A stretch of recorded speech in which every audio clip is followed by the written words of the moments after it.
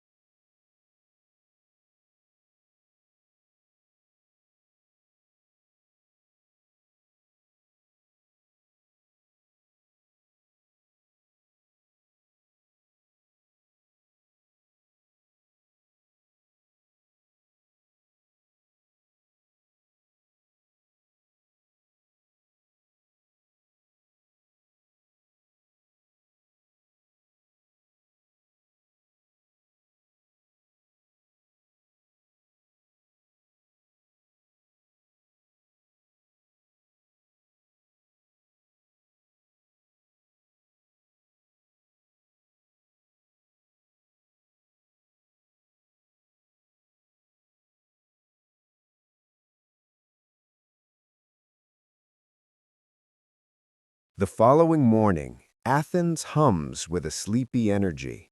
Merchants sweep their stalls, fishermen carry crates of silvered fish, and somewhere near the agora, a playwright mutters lines under his breath, inspired by what he insists must have been a divine fever dream. You walk among the streets, feeling the faint buzz of the city beneath your feet, knowing full well that word of Athena's nocturnal assembly has begun to drift like a feather caught in a lazy breeze. Rumor spreads faster than roasted olives. By mid-morning, whispers of Athena teaches owls politics reach taverns, baths, and even the city's less reputable courtyards. Olive merchants debate whether the owls deserve civic participation, and one particularly talkative goat, yes, a goat, seems oddly convinced it should have voting rights. You shake your head.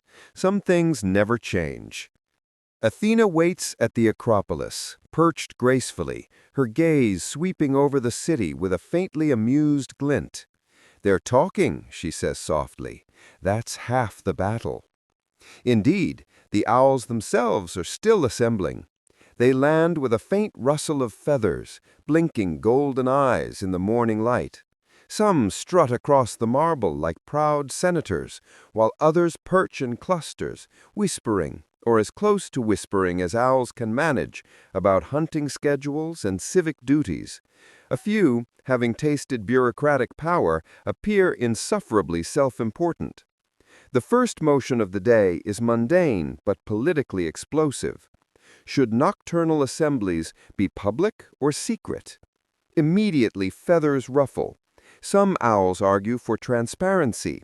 Citizens have a right to observe, they insist. Others hoot that secrecy ensures honesty, or at least prevents small rodents from being bribed into silence. Athena watches quietly, enjoying the spectacle. You translate, feeling like a cross between a UN interpreter and an exhausted elementary school teacher. One owl, noticeably larger and more theatrical than the rest, hoots with indignation. "Transparency is overrated. We may be nocturnal, but we are still proud creatures." Athena smirks. "Pride," she whispers to you, "is the spice of democracy." Meanwhile, the city below begins to notice the unusual spectacle. Children peek from windows, and philosophers tiptoe closer, eager to glimpse this unprecedented intersection of myth, politics, and feathers. One bard immediately begins composing a song about owls in the agora, with exaggerated wing flaps and dramatic hoots. You can already tell this will be a favorite at symposiums for decades. Then comes the first real mishap. A dispute arises over seed distribution, who receives the ceremonial figs for service to the assembly, and suddenly two owl factions engage in a flurry of feathers and minor shrieks. Athena raises her hand, sending a quiet pulse through the air, but the commotion is so charmingly absurd you can't help but laugh. The larger owl responsible for the dispute lands on a column and flaps with indignation. "We demand equality in all provisions," it hoots, eyes gleaming. "Equality," you translate, "but perhaps not at the expense of diplomacy." Athena watches carefully. This is a lesson all leaders must learn. Fairness often clashes with instinct. A quirky historical echo drifts into your mind. Ancient Athenians occasionally ostracized citizens with pottery shards when public opinion demanded it. You mention it quietly. Athena chuckles. "Perhaps we need a version for feathers. Tiny ostraka. Not edible, though." The idea is immediately dismissed when one owl attempts to nibble a shard. Democracy, it seems, is delicious, or at least confusingly so. As the assembly proceeds, you notice that gossip isn't just among humans. Owls whisper to one another about who has influence, who seems too aggressive, and who might be secretly planning a coup of the perch. Athena notes it with a knowing look. Even in feathers, politics breeds rumor. The city absorbs the spectacle in its own way. A baker, hearing the morning hoots, swears the owls are demanding free bread. A philosopher scribbles furiously, convinced he's witnessing divine proof of civic duty. And somewhere, the goat continues to debate its hypothetical role in government. Despite the chaos, some progress emerges. They establish protocols for voting, for rotating speaking turns, and for dispute resolution, though the latter usually ends with an impromptu flight demonstration that settles arguments by sheer aerial skill. You record everything. Future historians will marvel at the depth of feathery civic engagement. By mid-afternoon, the city seems oddly energized. News of owl governments inspires casual debates among merchants, tavern patrons, and philosophers alike.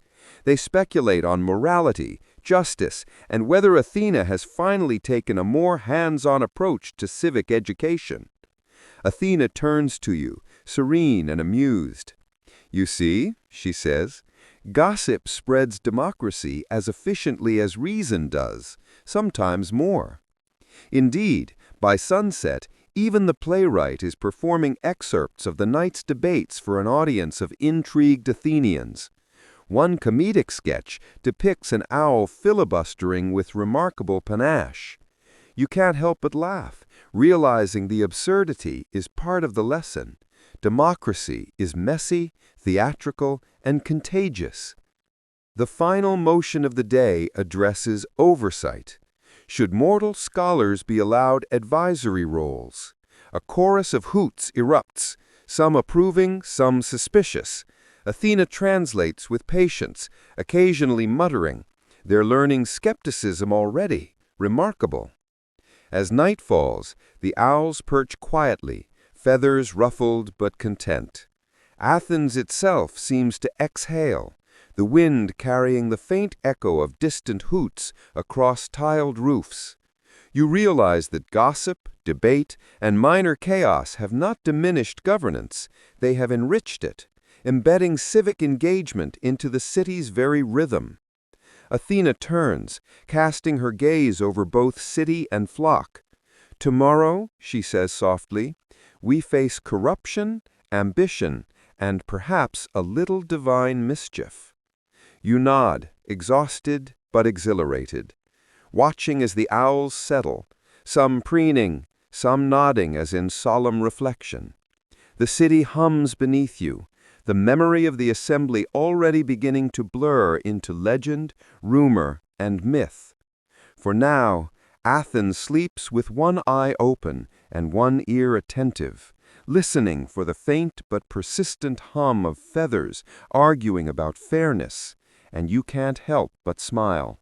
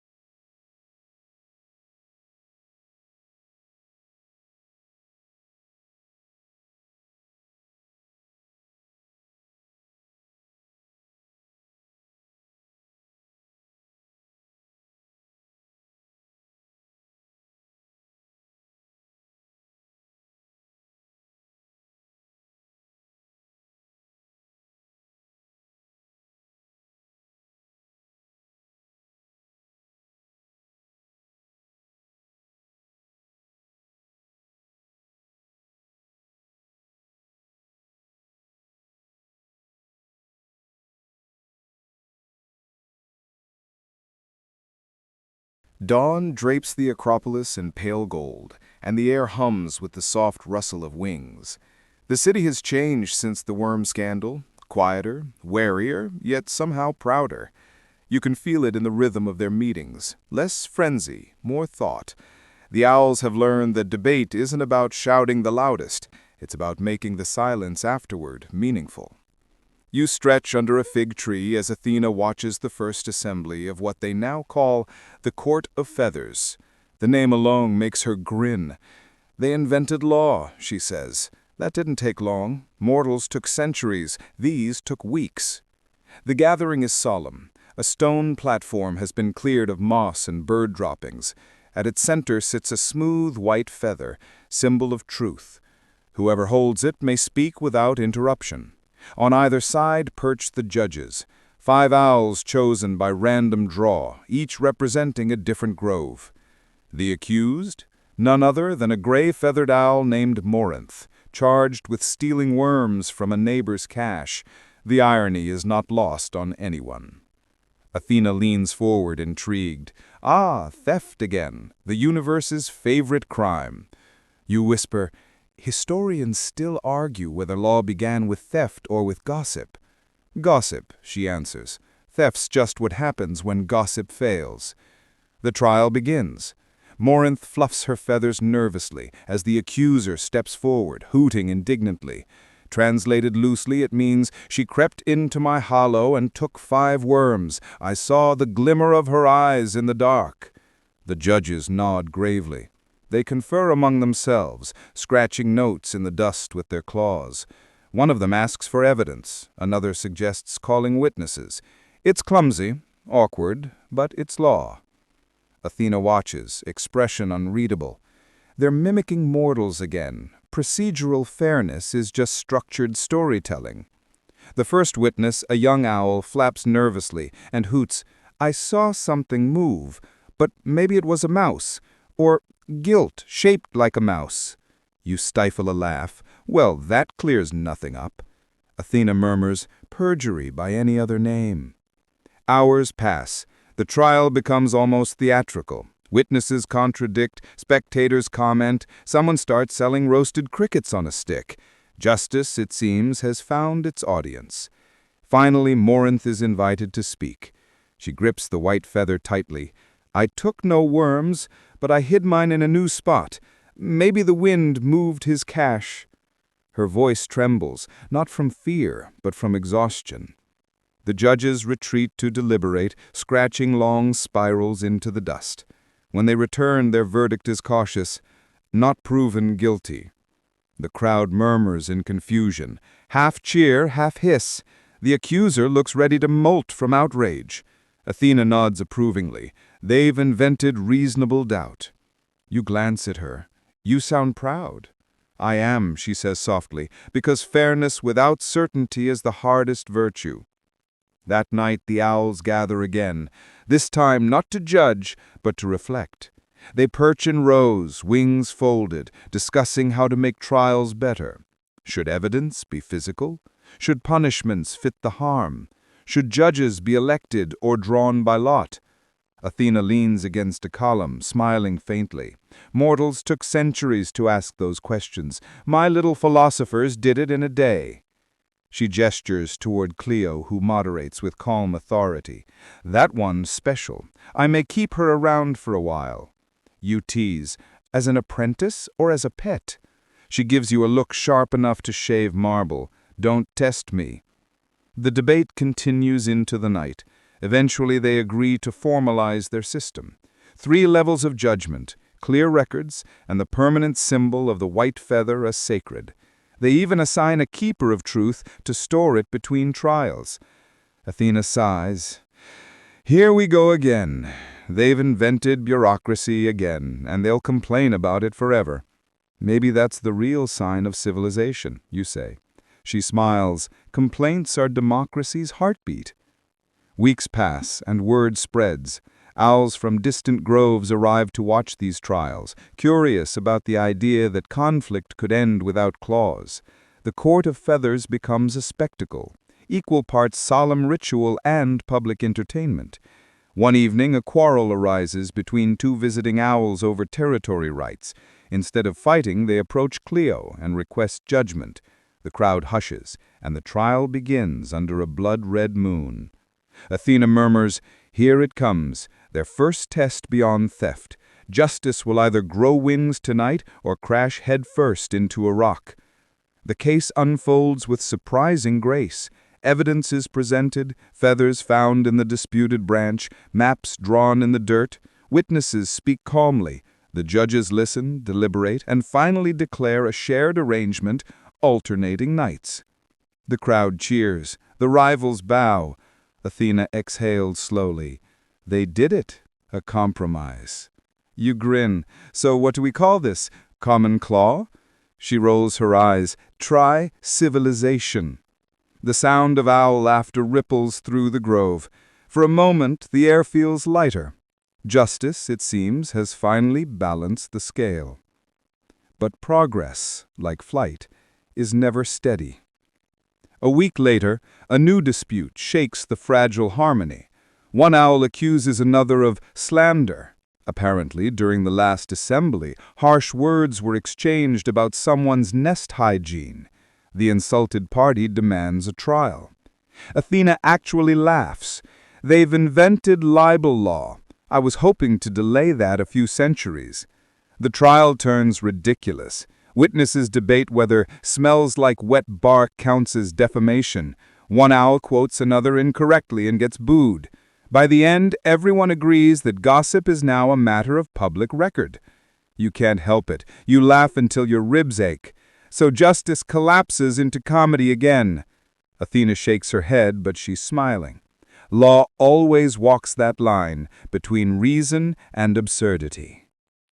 Still, amid the laughter, something profound takes root. The owls begin keeping written minutes of their assemblies, tiny scratch marks on bark.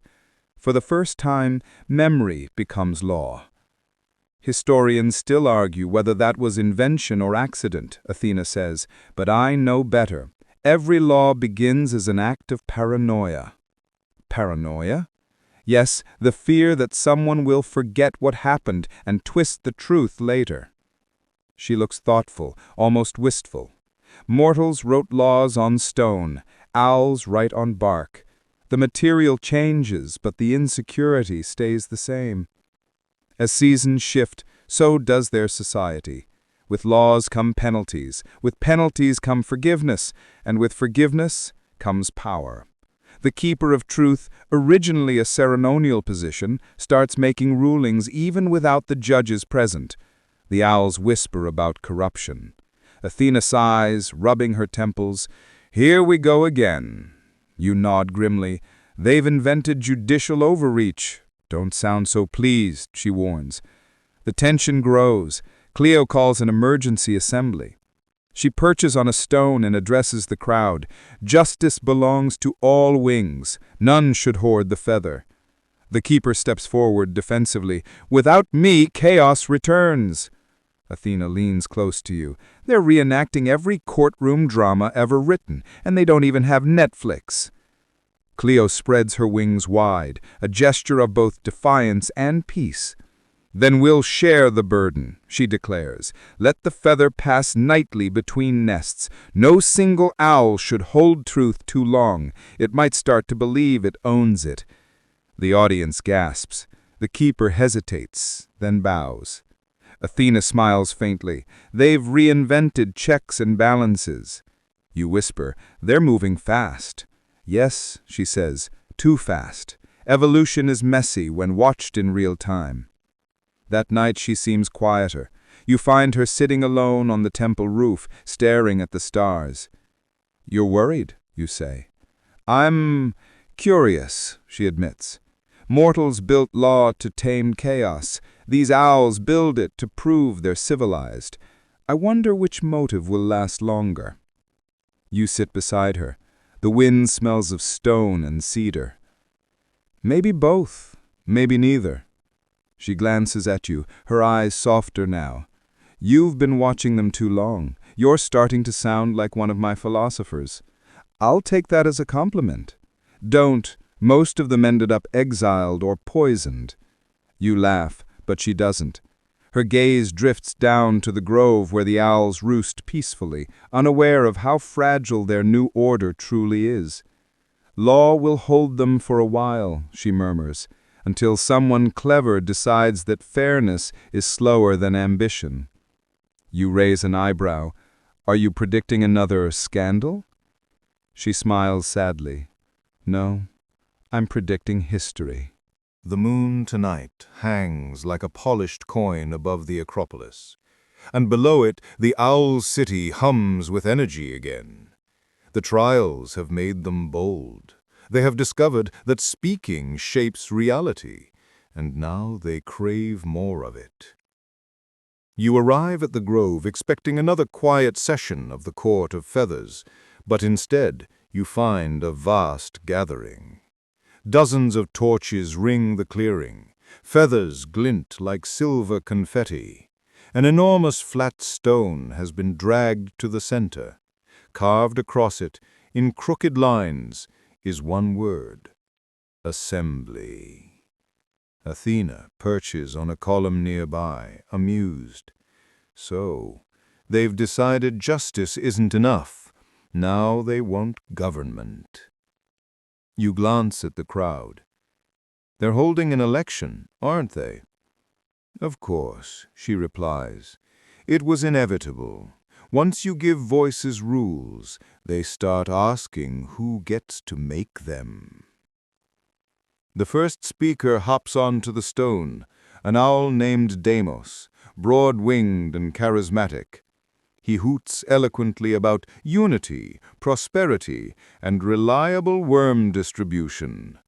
His rhythm, his pauses, even his wing gestures feel suspiciously rehearsed.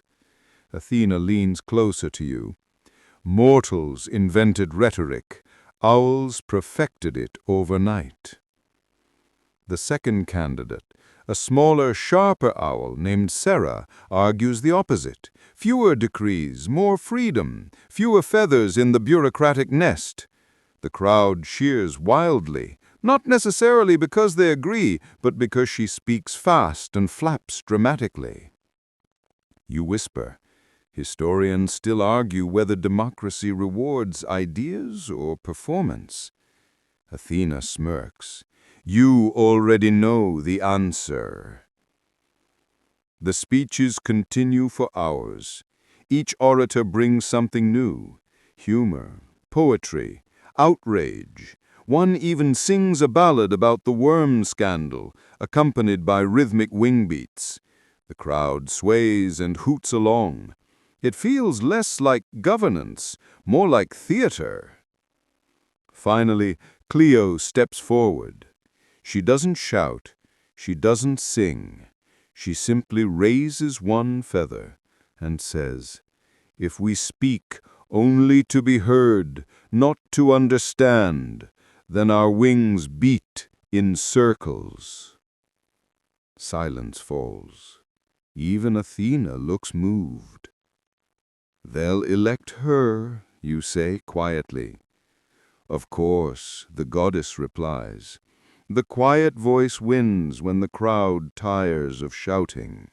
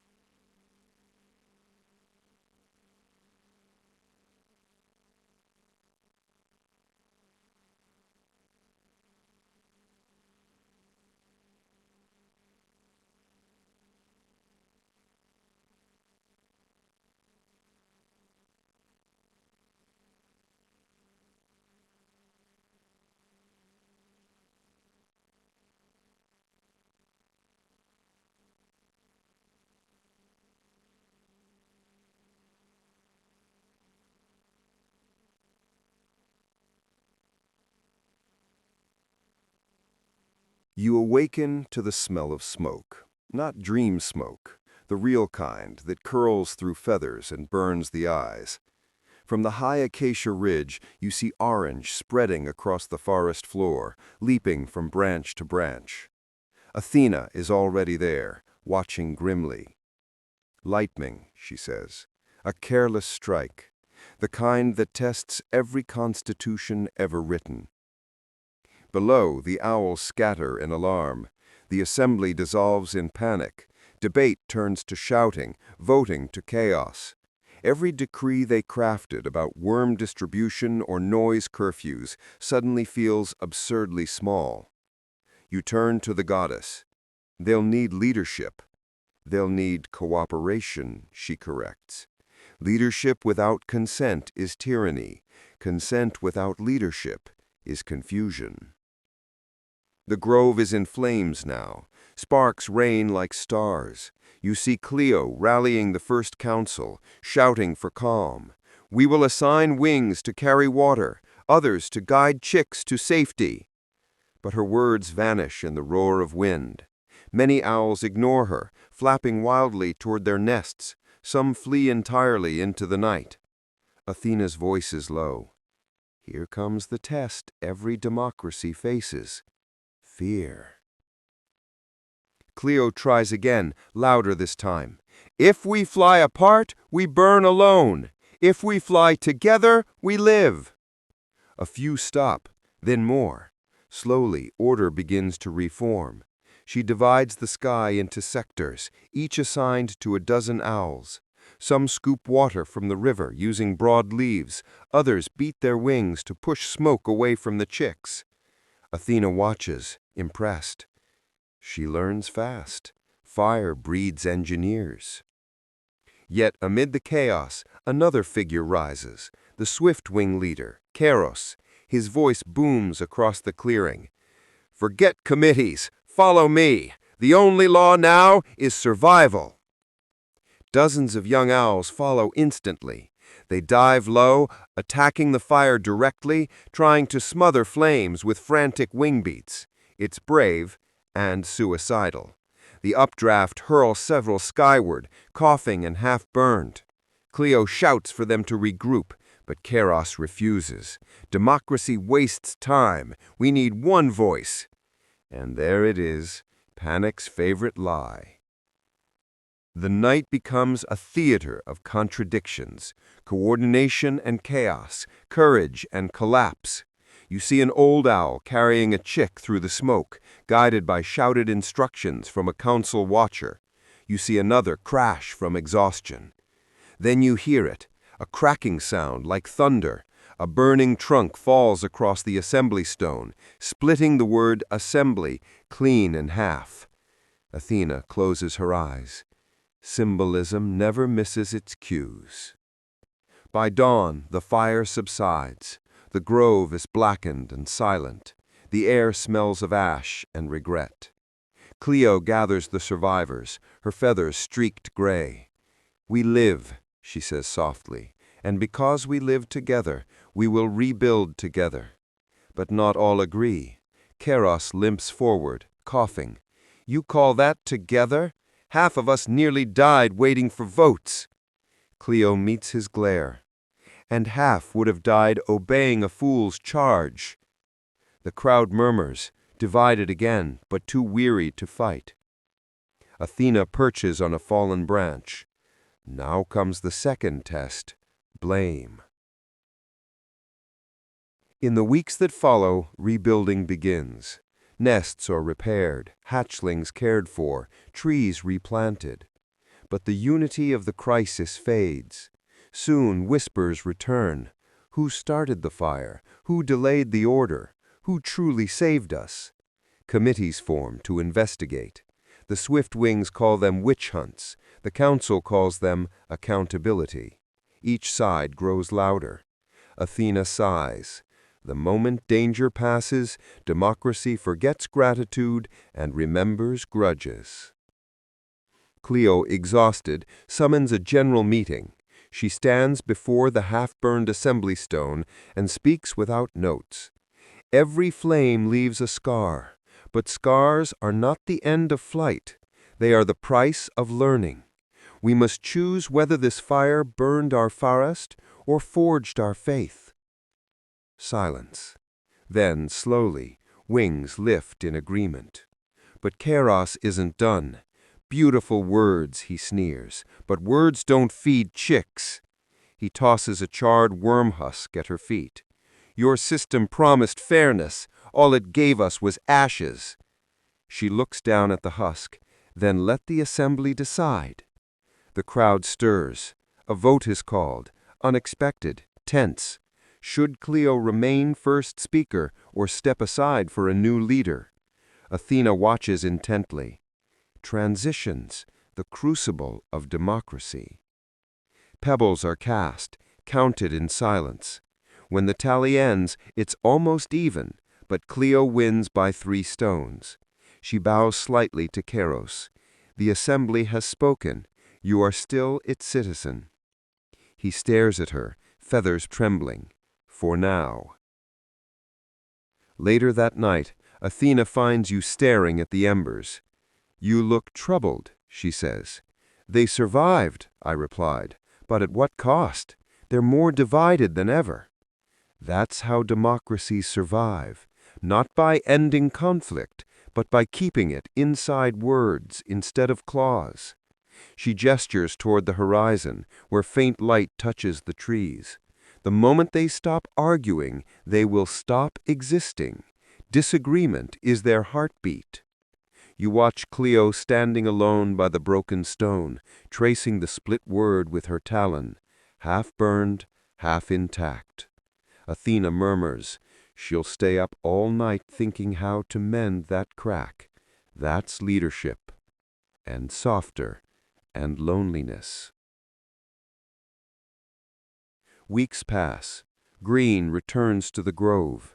The owls rebuild, but differently. They design fire breaks, rain channels, alarm calls, all by collective vote. The assembly stone remains split, left that way deliberately. A reminder, she says, that perfection breaks. Even Keros attends meetings again, though he sits apart, muttering. Yet sometimes, when a debate grows heated, he surprises everyone by defending procedure. Athena notices. Rebels, once singed, become guardians. You smile. Maybe they've learned. She tilts her head. Learning is not the same as remembering. One evening the council invites Athena to speak. She declines, but sends you instead. You stand on the stone, nervous, surrounded by a sea of glittering eyes. You tell them of human cities that rose and fell by the same trials. Athens, Rome, Florence.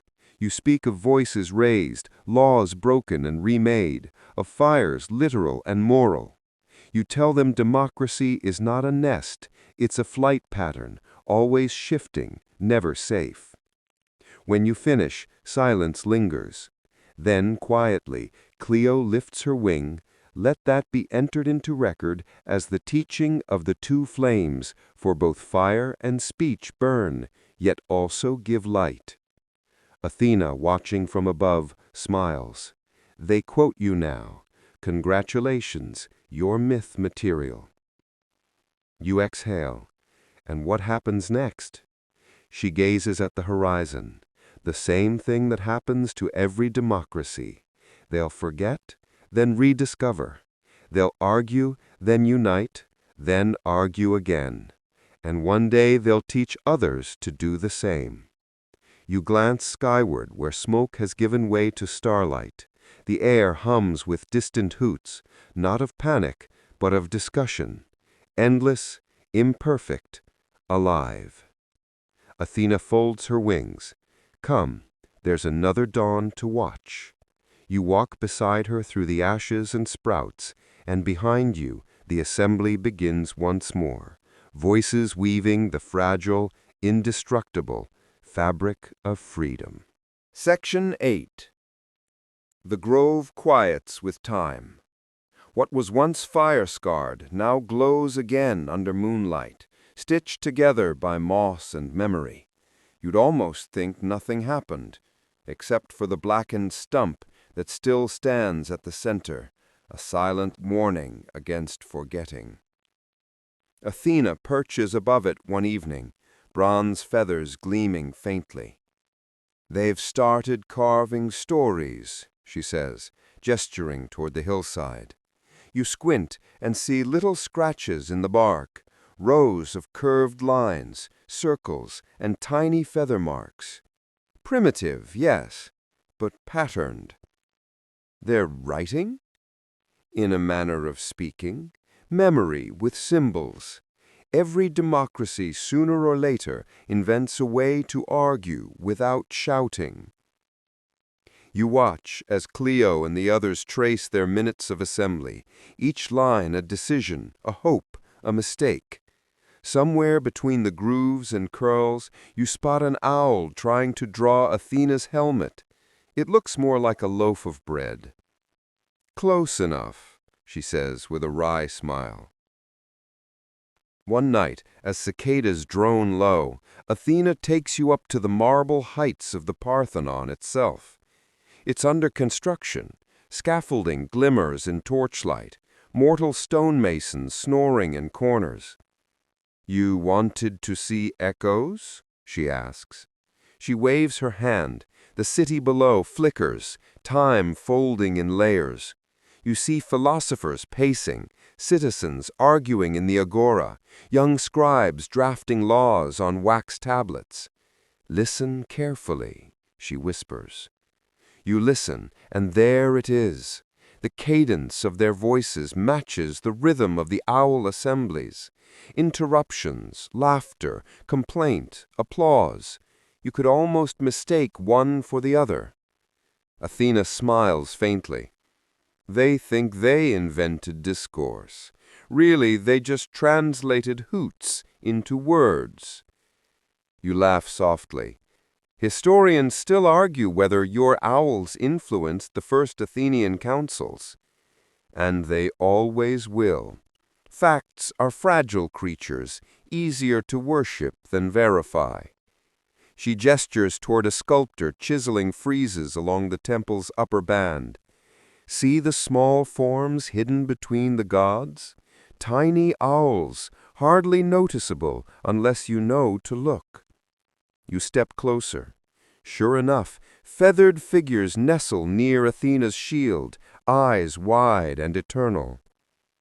"I let them keep the symbol," she says. "It's my reminder to the mortals. Wisdom has wings." Back in the grove, the owls evolve further. They've built a circular amphitheater from woven vines. Now, instead of chaotic crowds, they sit in nested rings, each level representing a region, each region sending one delegate to the central stone. Athena watches with amused pride. Representative democracy. Took humanity 4 centuries to invent that. These fluffballs did it in 2 seasons. You chuckle. Do they still argue about worms? Oh, constantly. But now they call them resources and issue little clay tokens to track them. Currency, then. I suppose civilization was inevitable. One evening, the debate turns philosophical. A young owl, silver feathers, curious eyes, stands and asks, "Why must Athena decide what is just? Can we not measure justice ourselves?" The question ripples like a cold breeze. You glance at Athena. She doesn't answer, just folds her arms and listens. "That," she murmurs, "is the most dangerous question in any democracy. Who decides fairness?" The assembly wrestles with it for hours. Some argue that Athena's wisdom is the foundation of order. Others say wisdom must grow from within the many, not descend from above. By dawn, they reach an astonishing compromise. Athena may guide, but not rule.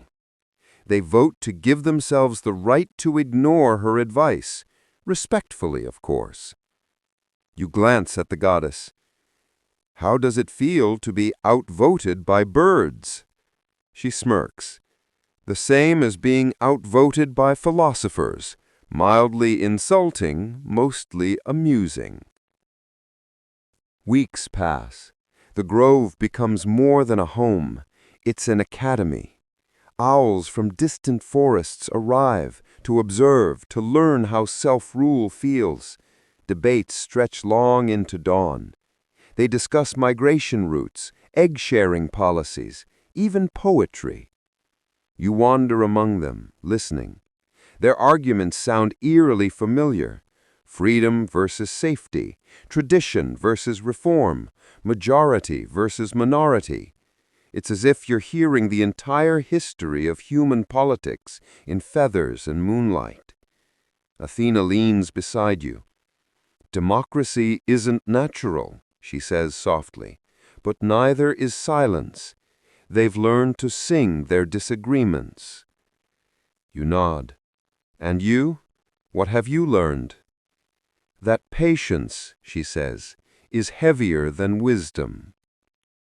One morning, a flock of human philosophers, real ones, not divine illusions, wander into the grove. They followed rumors of talking owls.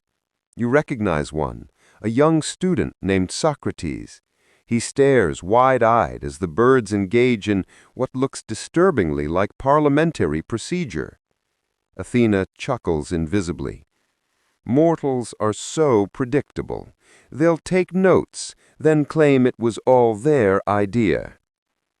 Socrates turns to his companion. Observe, Glaucon, even beasts deliberate. Perhaps reason is a gift, not a monopoly. Athena watches fondly.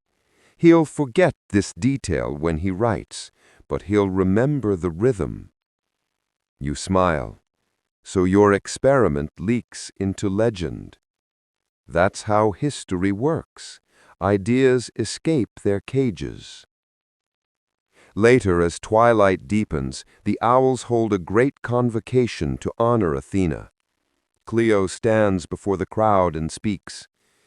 You showed us wings can do more than fly. They can gesture, vote, protect. You gave us freedom, but the courage to keep it we found ourselves.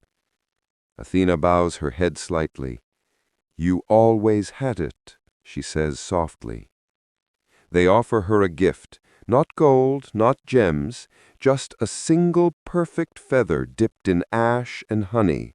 So you remember us, Clio says. Athena accepts it with rare tenderness. I will.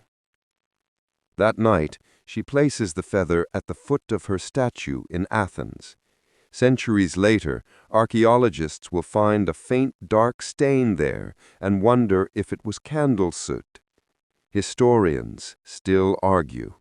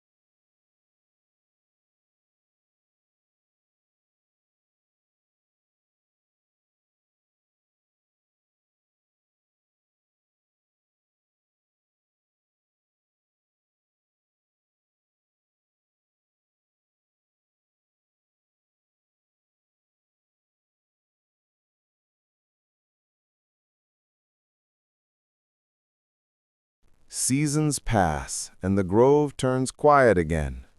The debates grow softer, the nights longer. You can feel it, something shifting, as if the air itself carries nostalgia. Even the moon seems slower to rise. Athena sits on her favorite branch, tracing idle circles in the bark. "They're forgetting why they began," she murmurs. "It always happens in peacetime." Down below, the owls no longer meet every night. Committees handle small disputes. Most gatherings now are festivals rather than assemblies. The air of ceremony has replaced the thrill of argument. You wander through the grove at dusk, noticing new carvings along the trees, records of votes long past, now moss-covered and half illegible. A young owl asks you, "What did this one mean?" You squint. The glyph once marked the fire decree, unity in the face of disaster. "It meant survival," you say. The owl tilts its head. "We have that already." And it flutters away, uninterested. Athena sighs. That's the curse of success. They've built comfort so they no longer guard its source. Still, Clio remains faithful. Older now, her feathers streaked with gray, she keeps the minutes even when no one listens.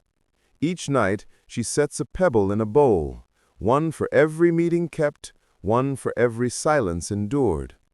The bowl is nearly full. You find her one evening beneath the assembly stone, murmuring to herself. "You miss them," you say. She smiles faintly. "I miss the noise. Democracy is supposed to sound messy. Lately, it's too polite." Athena appears beside her, voice soft. "When owls grow quiet, I worry." Clio bows low. "We still honor your laws." "I never wanted laws. I wanted learning." Clio nods. "Then perhaps we've graduated." The goddess laughs gently. "Perhaps, but graduates rarely stay wise." Word spreads of distant flocks ignoring the assembly entirely. Some no longer send delegates, others claim self-rule, declaring independence with self-satisfied hoots.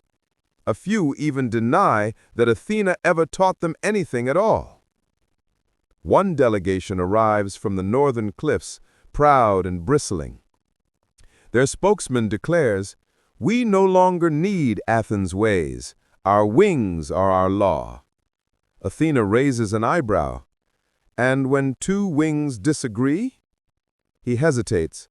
"Then we settle it by flight. Whoever flies highest decides." She sighs. "Ah, aristocracy of altitude.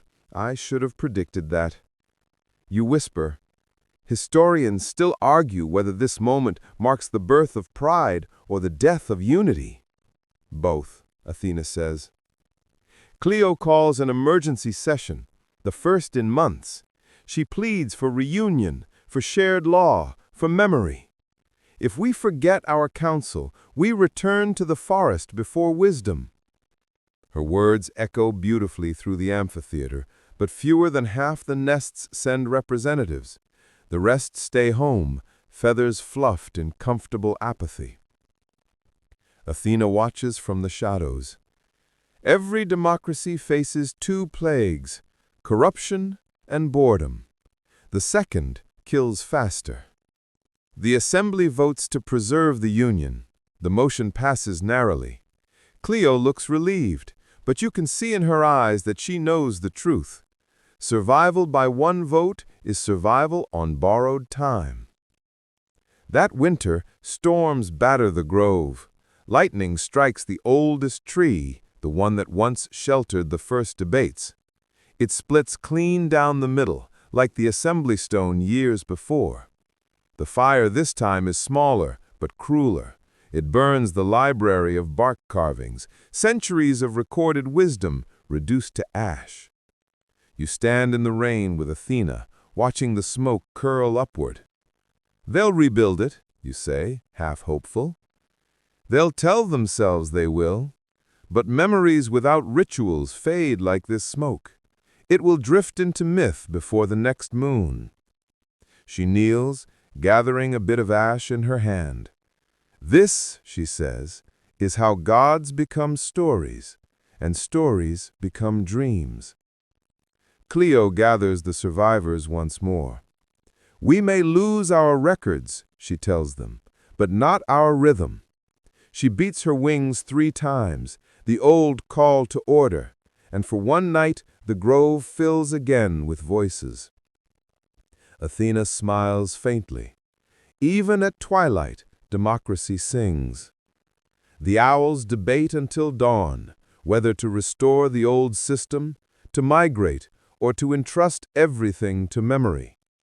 When the vote is called, it's unanimous on one point only, that they will remember. But memory is fickle. Within weeks, the council dissolves again. Flocks scatter. Some head towards the sea, others vanish into the mountains. The grove grows quiet once more. Athena perches on the empty assembly stone. And so it ends, she whispers, not with rebellion, but with forgetting. You sit beside her. Is that failure? She thinks a long time before answering. No, it's proof that they were free. Only the free can choose to forget. Years or centuries pass, you lose track. The grove becomes legend among humans. Shepherds tell tales of wise owls who once ruled like men. Philosophers carve tiny owl motifs into their scrolls for luck. Eventually, the birds themselves forget that they ever debated. Only the instinct remains, the habit of turning their heads, of seeing all sides. Athena visits less often now. Each time she returns, she seems a little fainter, as though time erodes even gods who care too much. One evening, she sits beside you on the ruined stone, watching the first human torchlights shimmer in the valley below. Look, she says, they're building a new assembly. They'll argue, they'll falter, they'll think it's all original. You smile sadly. You'll tell them the truth. She shakes her head. No, truth without discovery teaches nothing. Dawn creeps across the marble. The grove glows gold one last time. The few remaining owls scatter towards the horizon, carrying with them fragments of words, rhythms of debate, habits of questioning. Athena stands. The experiment never truly ends. It only migrates. You glance up. To where? She points east, wherever voices gather in the dark, trying to decide what's right.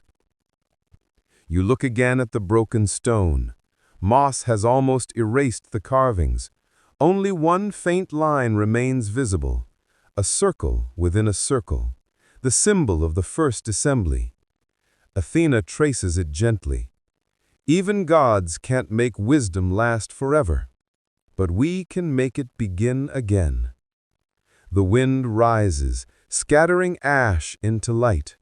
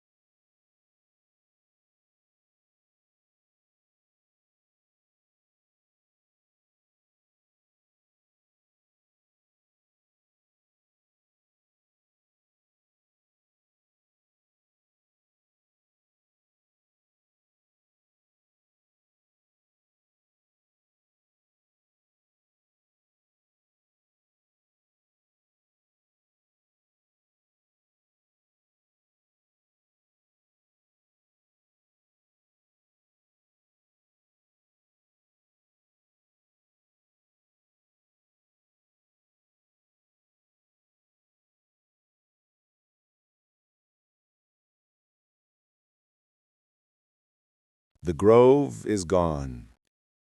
You stand where it once stretched, and the air itself feels lighter, emptied of its ancient debates.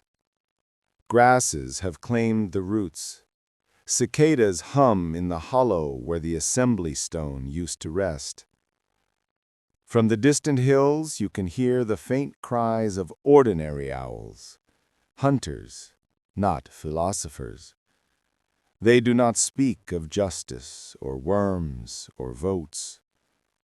But when they turn their heads, wide-eyed and solemn, something deep and ancestral flickers behind the gold of their gaze.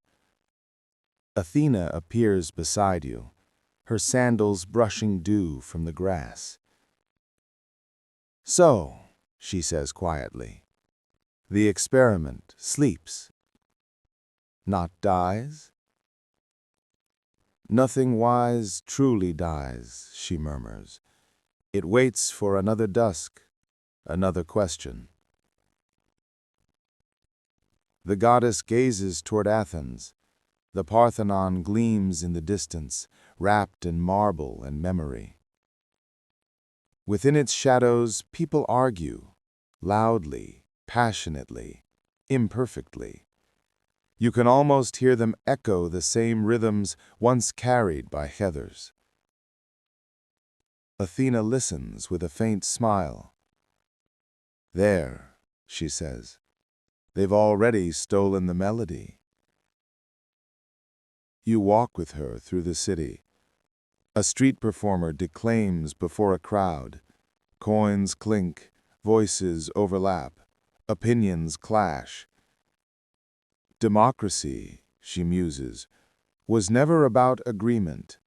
It's the art of staying together while disagreeing. You nod. And the owls? They'll live on in symbols, a carving here, a proverb there. Children will learn that an owl stands for wisdom, but they'll never suspect it once held elections. She looks up at the temple where her image stands, bronze, motionless, serene. "Statues are poor teachers," she says softly. "But maybe that's the point. Mortals must teach each other." You find yourself wondering if she regrets it all, the noise, the failures, the slow forgetting. Athena turns, reading your thought as easily as the wind. Regret? No. Regret belongs to endings. I prefer continuations. Then she gestures toward the horizon, where gulls circle in dawnlight. See them? Even seabirds quarrel about direction. Democracy has wings enough for oceans. The centuries slide past you like water. Human empires rise and fall. Laws change languages. The owl becomes a coin, then a metaphor, then a bedtime story. Historians still argue whether Athena ever walked the earth, or if the whole myth was the invention of poets who needed a divine mascot for reason. Somewhere, in a quiet library, a scholar copies a line from an old tablet. "The wise see in darkness." He pauses, smiles, and draws a tiny owl beside it, though he doesn't know why. The ink dries, and far away in another age, a single owl perches on a lamppost above a sleeping city. Neon flickers in its eyes. Beneath it, in a parliament hall,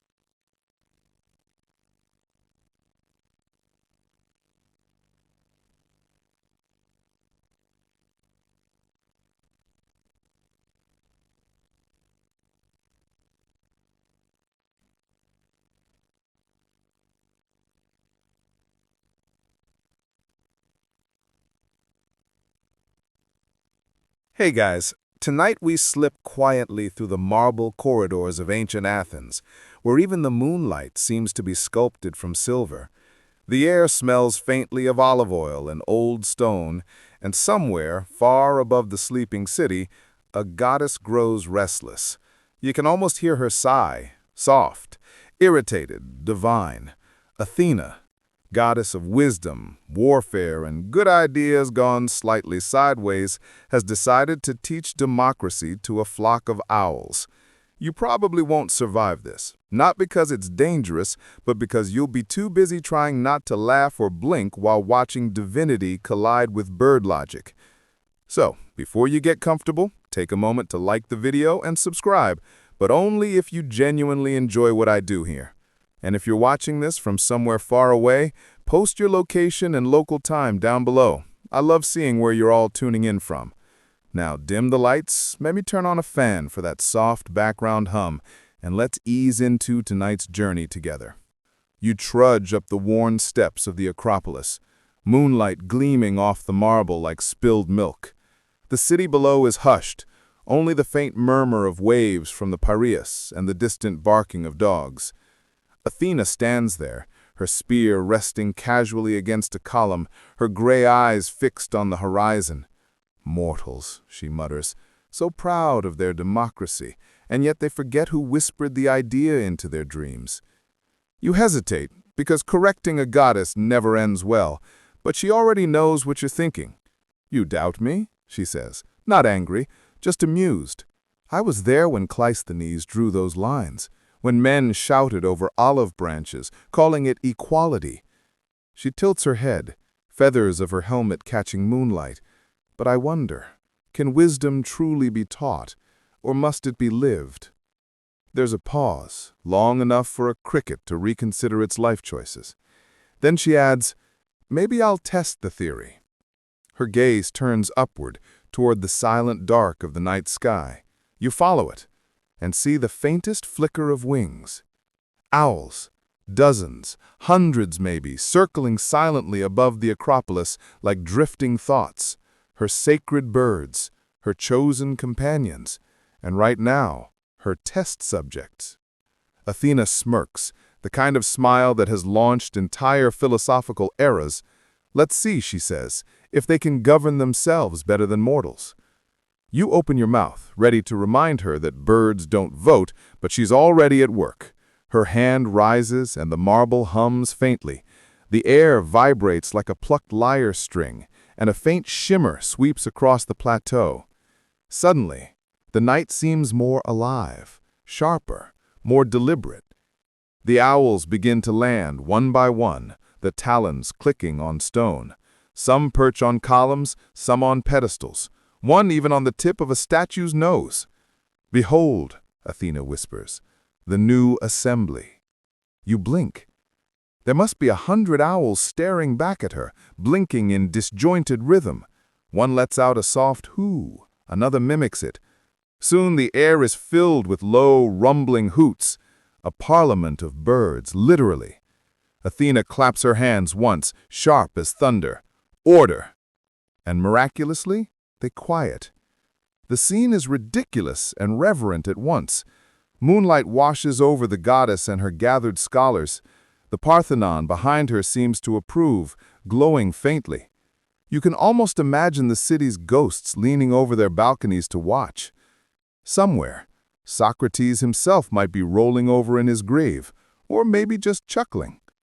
Athena paces like a seasoned orator. Democracy, she begins, is the art of the many shaping the fate of all. She gestures toward the owls. Each of you shall have a voice. Each shall vote. Together, you will decide how best to govern your own kind. One owl cocks its head, then swivels it nearly upside down as if trying to process the concept. Another sneezes, probably allergic to responsibility. You step closer. How do you plan to make them understand? She waves her hand, a spark of divine gold swirling around her fingers. I've granted them comprehension enough to grasp ideas, but not perfection. Wisdom must still be earned. That's when you realize You're about to witness the world's first avian democracy. The goddess draws lines on the marble floor with the tip of her spear, marking a semicircle like the pnyx itself.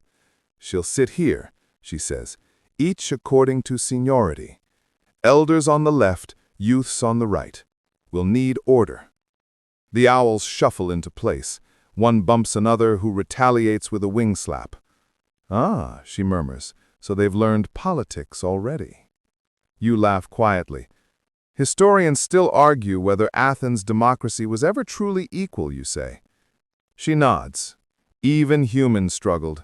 Let's see how they fare. It's strange, watching the goddess who guided warriors now arranging birds like senators. She takes it seriously. Each owl examined, seated and named according to its habits. There's Strix, who blinks twice before every hoot. There's Glaucus, small but sharp-eyed. And one larger bird, with a scar over its beak, who insists on perching slightly above the rest. Athena calls him Archon. When the assembly is finally set, she stands before them and spreads her arms. Citizens of the feathered polis, you are to discuss the laws that shall bind your kind. Begin. For a moment, nothing. Then, like thunder breaking, the first owl hoots. Another responds. A third interrupts. Within seconds, chaos. The night filled with overlapping voices, some deep and commanding, others shrill and indignant. You glance at Athena. She's watching, arms crossed, a faint smile playing at her lips. Democracy, she murmurs, always begins in noise. And she's right. Beneath the cacophony, something resembling order starts to form. Owls group by opinion, some nodding, others flapping in dissent. You realize you're watching the birth of deliberation, primitive, absurd, but eerily familiar. One owl hops to the center, spreads its wings, and lets out a long, rhythmic hoot. The others hush. That one, Athena says softly, understands rhetoric. You half expect her to start taking notes for Aristotle. The debate lasts through the night. They argue over nesting territories, worm distribution, and whether daylight hunting should be banned. It's both hilarious and profound. These creatures wrestling with fairness, guided only by instinct and divine suggestion. By the dawn, the first vote is proposed. Should they hunt collectively or individually? Athena, refusing to interfere, gives them pebbles to cast as votes. Light ones for unity, dark ones for independence. You hand her a small pouch of stones, feeling oddly complicit. One by one, the owls hop forward, drop pebbles into a bronze bowl, and step back solemnly. You can't help but admire their seriousness. Of course, one owl immediately tries to eat its pebble. Another drops 3 instead of 1. A third just stares into the bowl, transfixed by its own reflection. Athena sighs, rubbing her temples. Even the Athenians had trouble counting ballots, she mutters. When the tally's done, the result is split. Half for unity, half for freedom. You glance at her. So, what happens now? She shrugs. Gridlock. And so begins the first avian political deadlock in mythic history. As the sun rises, turning the marble pink, you notice Athena's expression soften. They've learned to disagree, she says, without destroying one another. That's the seed. The owls begin to disperse, returning to their perches and nests, some clearly proud, others muttering under their breath. You can almost hear snippets of owl gossip. Did you see how Archon voted? Total sellout. We need new leadership. Athena watches them go, her eyes full of something between pride and amusement. Mortals may think they invented democracy, she says, but perhaps they merely imitated the gods. And the gods, in turn, imitated nature. You glance at her. So, what now? She smirks. Now we see what they do with power. And as you walk down the steps, the last light of dawn painting the Parthenon in gold, you can't help but feel that something monumental has begun. Not just for the owls, but for every creature that's ever wondered if they deserve a voice. The next night, the Acropolis breathes again under a silver sky. The marble feels cooler beneath your feet this time, dew clinging like tiny pearls. You arrive before Athena, who's already there, waiting, perched on the edge of a column like she's half mortal tonight. The first experiment didn't fail, but it didn't quite succeed either. The owls had argued, voted, and stalemated. Democracy, it seems, has feathers now, and insomnia. Athena doesn't look frustrated. If anything, she seems energized. The first step is confusion, she says, gazing at the scattered feathers left from last night's assembly. Mortals always forget that before democracy came chaos, and a little chaos is good. You smile.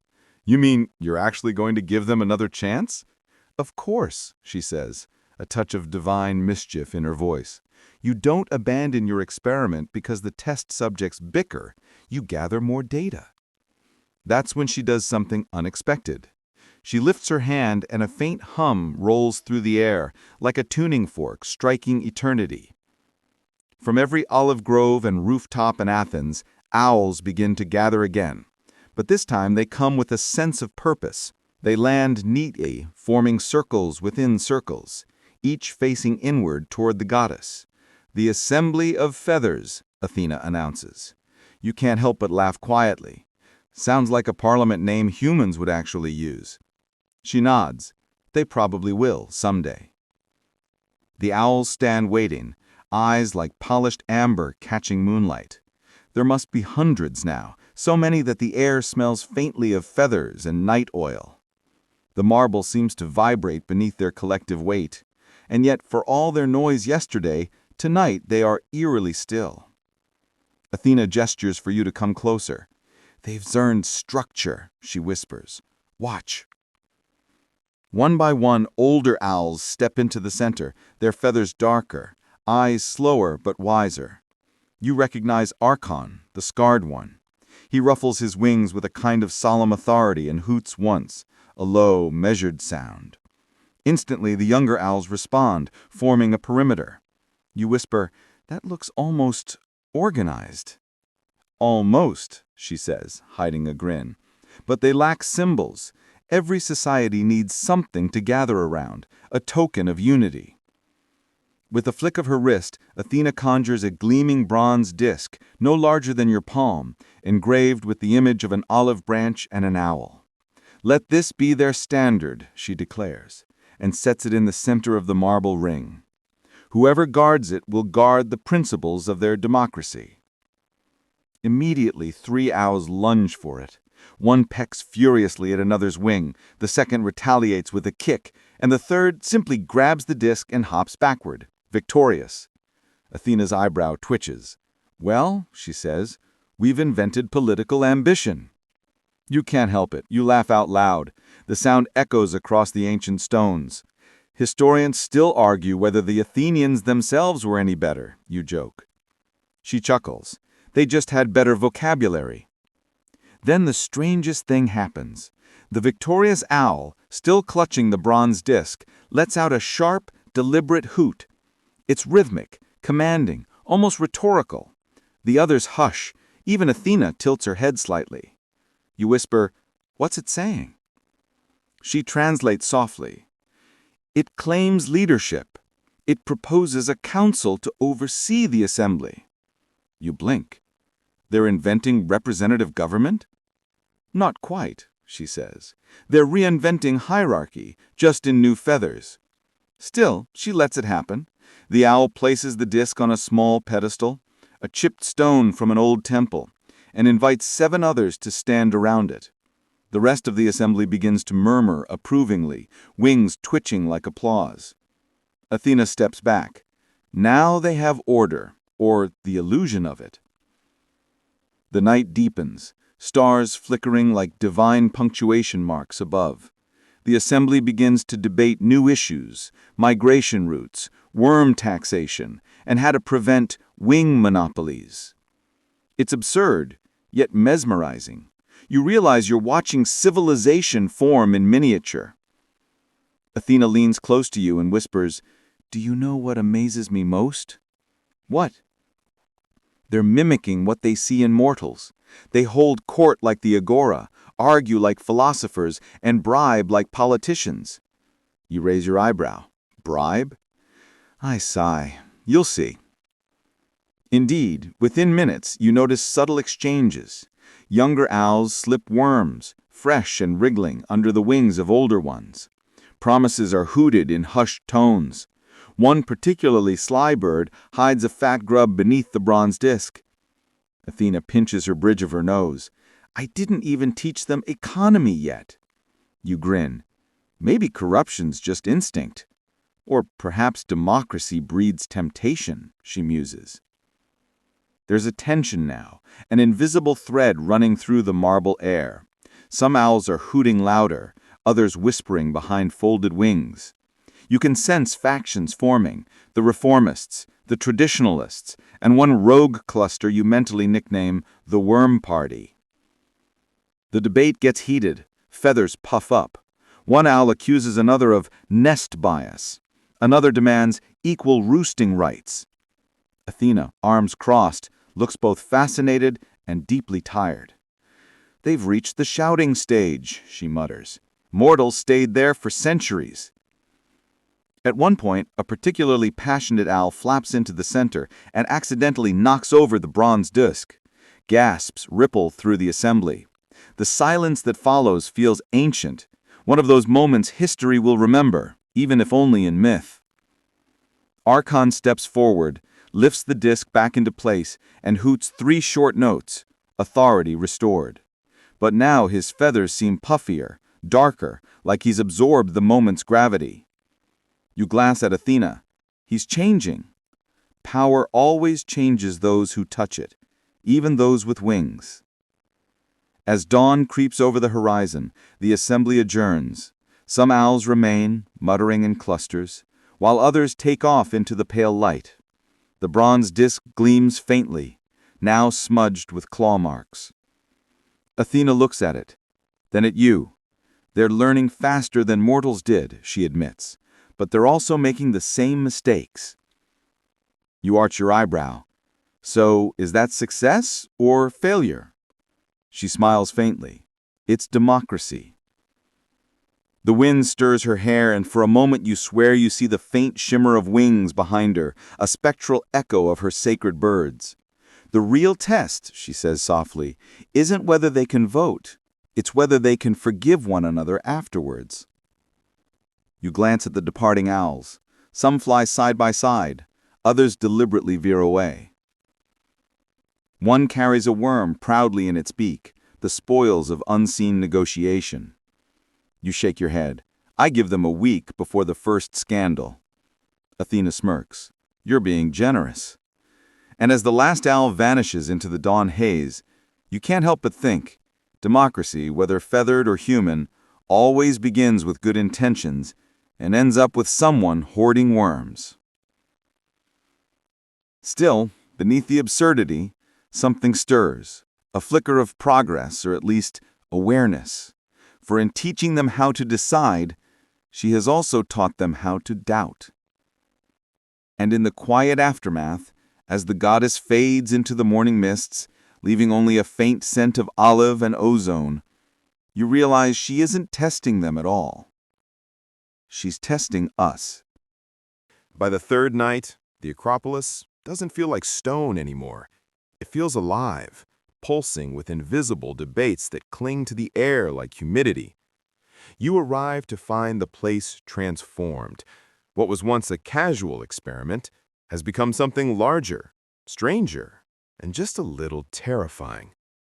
Athena is already there, of course. She leans against a half-broken pillar, her bronze helm pushed back on her head, expression unreadable. At her feet, the marble gleams faintly in the moonlight, and in its reflection, hundreds of eyes blink back, owl eyes, polished and patient. She turns to you without preamble. Tonight, she says, they vote. You glance around. Again? This time properly. She sounds both hopeful and resigned, like a teacher giving one last test to a class that's memorized the wrong chapter. And indeed, the owls look prepared. Each carries a small pebble, smoothed by beak or claw. Some have marked theirs with scratches, others with streaks of clay or berry juice. The marble floor has been divided into two clear areas, one under the broken spear shaft of Athena's old statue, symbol of unity, and another beside a cracked amphora, symbol of independence. Two sides, you murmur. Classic.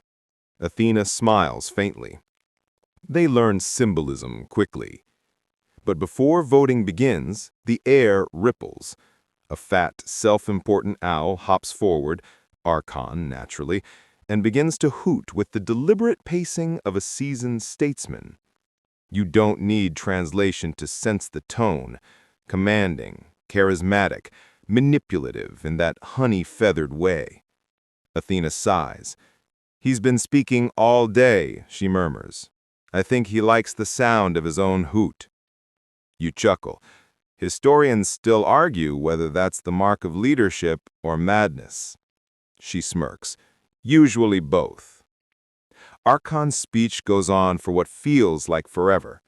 He hoots about safety, tradition, the sacred right of every owl to hunt under Athena's watchful eye. Then another owl, slender, silver-feathered, clearly from the reformist camp, steps up and counters with a melody of sharp rising notes. You glance at Athena, who translates lazily. Freedom, self-choice, and shorter speeches. That one gets more approving hoots than the first. You whisper, they're forming parties now, aren't they? Oh yes, Athena says, voice dry as marble dust. Give them a few nights and they'll have slogans and campaign mascots. The debate heats up. One owl flaps its wings dramatically, knocking over another's pebble pouch. A scuffle breaks out near the edge of the assembly. Another owl starts chanting rhythmic hoots, primitive slogans, and soon the sound swells until the entire Acropolis trembles. Order! Athena commands, her voice slicing through the noise like thunder. The air stills instantly. Every feather freezes mid-flutter. You will vote, not squabble. Her tone brooks no argument. Even the wind retreats. Then she nods to you. Distribute the bowls. You obey, setting bronze basins on either side of the marble floor. Each owl hops forward, clutching its pebble solemnly, and drops it with a clink. One side for unity, one for independence. The rhythm of the stones echoes like distant rainfall. You can feel the gravity of it, as absurd as it is, a parliament of birds making choices about the shape of their world. And yet, even as they vote, the cheating begins. One young owl sneaks back for a second turn, slipping another pebble in when it thinks no one's watching. Another distracts its neighbor by pretending to spot a mouse, then steals its ballot. Two owls begin hoarding pebbles in their nests, just in case. Athena pinches her temples again. Here it comes, she mutters. You raise an eyebrow. The great pebble scandal of Owl Athens? Exactly. When the final pebble drops, Athena gestures, and the bowls rise from the marble, glowing faintly with divine light. She begins counting, or rather weighing, since even a goddess knows better than to trust mortal arithmetic. But before she finishes, a shadow flits across the moon. You glance up, just in time to see a dark shape swoop down, grab one of the basins, and vanish into the trees below. What was that? You gasp. Athena doesn't answer immediately. She's listening. The night is suddenly alive with angry hoots, the assembly thrown into chaos. Wings beat, feathers fly. One owl shouts accusations. Well, hoots them, but the meaning is clear. Someone's stolen the vote. The goddess straightens slowly, eyes like storm clouds. A thief, she says softly. The first in their democracy. You half laugh. So we've invented crime now? Progress, she deadpans. Together you descend the steps of the Acropolis, following the trail of scattered pebbles through the olive groves. You find the culprit easily. It's not hiding, just sitting smugly on a low branch with the bronze basin tucked beneath its wings. It's one of Archon's supporters, naturally. Athena gestures, and the olive grove itself seems to lean in. Why, she demands, not as a punishment, but as curiosity. The owl puffs up, hooting indignantly. She says, Athena translates, that the others were corrupt, that the vote was already rigged, that she merely corrected the injustice. You snort. So the first justification of fraud. Congratulations, they've mastered politics. Athena doesn't smile. She kneels slightly, bringing her gaze level with the owl.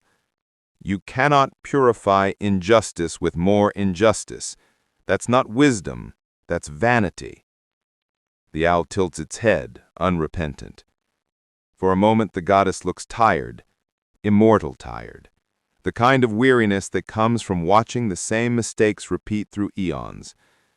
Perhaps, she murmurs, this is why democracy always needs gods watching over it.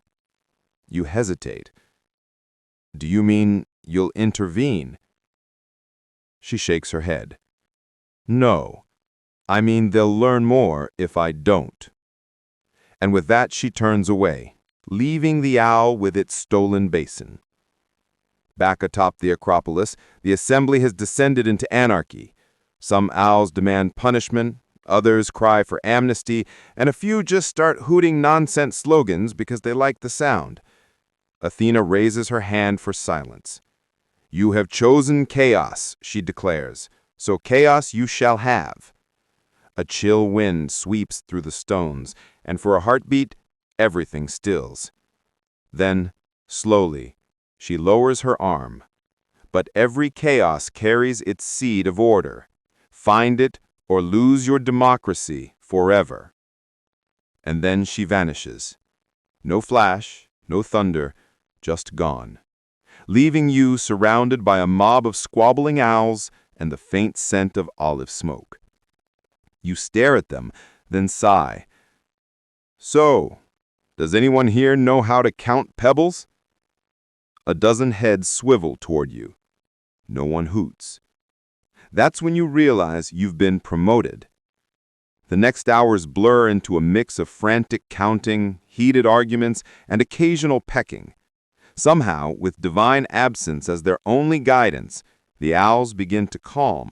They form small groups, recount pebbles, and yet, miraculously, agreed to re-vote in 3 days.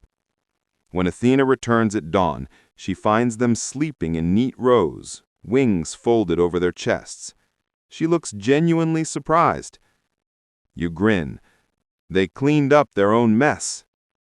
She smirks. Then perhaps they've learned something after all. You stretch, bones aching. What lesson exactly? That power isn't just taken or given, it's trusted. And trust, once broken, takes longer to rebuild than marble. The sun rises, gilding the Parthenon, and the owls blink awake, blinking like sleepy citizens after a long revolution. Somehow, democracy has survived another night. But as the goddess walks away, you catch the faintest flicker of concern in her eyes, because in the distance, far beyond the olive trees, you can hear another parliament forming. New hoots, new factions, new ambitions. The experiment is growing wings, and somewhere deep down, Athena wonders whether she's just created not wisdom, but politics itself. You return to the Acropolis the next evening, half expecting silence, but instead you find chaos dressed as celebration. The owls have organized what looks suspiciously like a festival. Feathers whirl through the warm air, worm vendors line the marble steps, even the statues seem to lean forward to watch. The scent of night-blooming jasmine mixes oddly with the tang of wriggling protein. Athena is perched on a column, arms folded. "She call it an economic summit," she says dryly, "but it's basically a farmer's market." You look around at the bustle. At least it's peaceful. For now, she tilts her head, until they start realizing that worms are limited resources. Indeed, you can already see it happening. Every trade brings a sharper tone. Every exchange is followed by 3 side glances. The worms, fat and glistening, are now the de facto currency of the owl polis. Somewhere along the line, democracy has sprouted capitalism. A plump owl hops by carrying a string of worms like jewelry. Another waves a single worm aloft and shouts, well, hoots, something that sounds suspiciously like "market opens at moonrise." Athena sighs. "I should never have let them meet the concept of scarcity." You chuckle. Historians still argue whether scarcity was invented by the gods or discovered by accountants. "That's because both keep poor records," she replies, half amused, half resigned. As the moon climbs, the festival becomes an assembly.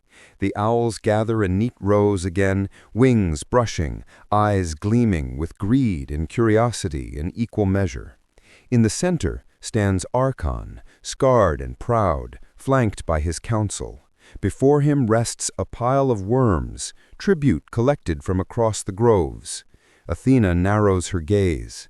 They're taxing each other now. It's impressive, disturbing but impressive. Archon hoots a long speech. Athena translates lazily beside you. He says, "We must feed the city equally. No owl should hunger while another feasts." That sounds noble. She lifts her finger. Wait for it. Archon pauses, then continues.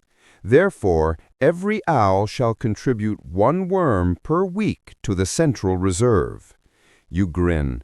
Ah, the birth of bureaucracy. The crowd hoots approval, at first.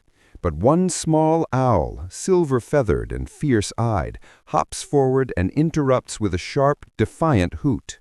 The tone is unmistakable, protest. Athena smiles faintly. That one argues that the worms were earned, not gifted, that redistribution discourages excellence. You groan. They have invented economics. And resentment, she adds. The debate spirals quickly. One faction argues for equality, another for merit. A third proposes simply hoarding worms in hidden caches, which receives surprising applause. Archon's council flaps their wings for order, but the sound only fuels the frenzy. Finally, Athena steps forward, her voice cutting through the uproar. "Enough!" The owls freeze. "You have built markets, but you have forgotten measure. When food becomes symbol, hunger becomes politics." The silence that follows is uneasy. The smaller owl, clearly the reformer, bows its head slightly, but Archon's eyes gleam. Power, you realize, tastes sweeter than worms. When Athena steps back, she whispers to you, "Let them resolve it themselves. They must learn that fairness isn't decreed, it's chosen." So you wait. For the next several nights, the worm economy grows complicated. Owls trade not only worms, but worm futures, worm loans, worm-backed promises. A few begin carving tiny clay tablets to track debt. One particularly ambitious bird opens a nest bank. Athena watches it all with a mixture of fascination and mild nausea. "This is exactly how mortals started," she mutters. "They invent fairness, then immediately invent loopholes." You note something else. The gap between rich and poor owls widens quickly. Some nests overflow with wriggling wealth, while others peck at the dust. Whispers spread, accusations of hoarding, of insider worm trading, of favoritism within Archon's council. Then the scandal breaks. It begins with a midnight rainstorm, soft and warm. You're sheltering under a colonnade when a young owl flutters toward you frantic. It clutches a half-eaten worm and hoots wildly. Athena appears beside you, summoned by the noise. He says that the council's reserve is empty. The communal worms have vanished. You blink. Vanished? As in stolen? The owl nods vigorously. Athena closes her eyes. Oh, by the sticks! Within an hour, the assembly reconvenes, thunder rumbling overhead. Archon stands at the center, feathers sleek despite the rain, insisting on calm. But the crowd is unrestless. Owls shout accusations. 2 flocks nearly come to blows. Athena whispers to you, "Here it is, the great worm scandal." You can't help yourself. Sounds like something that would make an excellent marble relief. If they survive it, perhaps I'll commission one. She steps forward, her voice low but commanding. Who among you touched the reserve? The silence that follows is absolute, until a lone owl near the rear hoots timidly. Athena listens, nods, then turns grim. It claims Archon's inner circle took the worms for safekeeping. You glance at the council. None deny it. The goddess exhales slowly.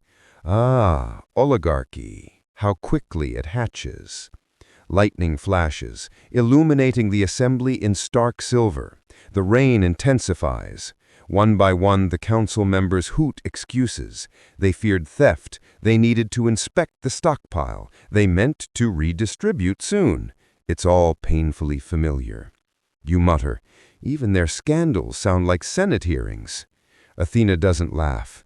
This is their crucible. Let's see what wisdom they find in fury. The crowd erupts. Some owls demand exile for the guilty. Others plead mercy. One particularly dramatic bird calls for a return to monarchy, earning an immediate downpour and a very unimpressed look from the goddess. By dawn, the worms remain missing, and faith in the system has dissolved like mud in rainwater. The assembly disbands, exhausted and divided. Athena lingers beside you as the first sunlight breaks. Do you think they'll recover? You ask. She might, but only if they learn that trust is a currency more fragile than worms. She brushes her hand against the marble, leaving faint gold streaks that fade quickly. I will not fix this for them. Mortals must learn from their messes, so must these. You watch the city below awaken, human Athens yawning beneath divine irony. Maybe they'll surprise you, you offer. She half smiles.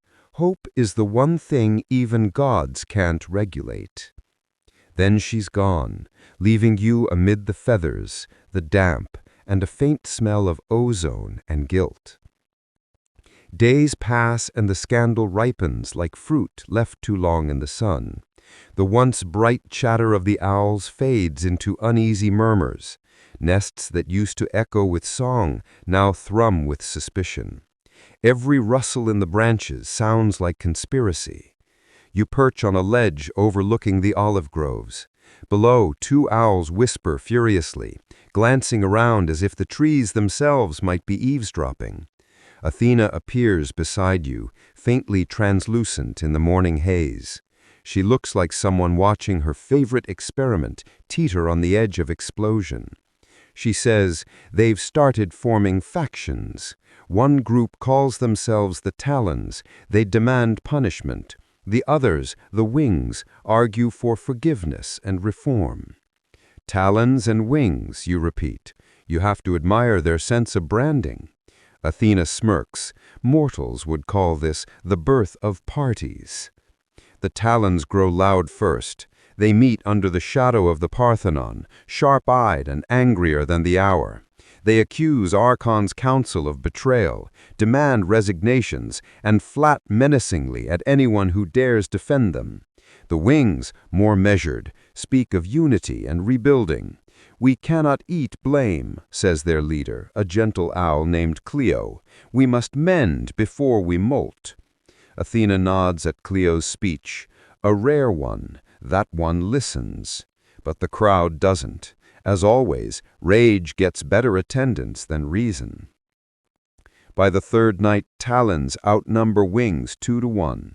The air above the Acropolis becomes a swirl of beating feathers and shouting. Worms, or what few remain, are weaponized again, hurled like accusations. Athena raises her hand, but stops herself. No, they must choose how to cool their own storm. You can't help yourself.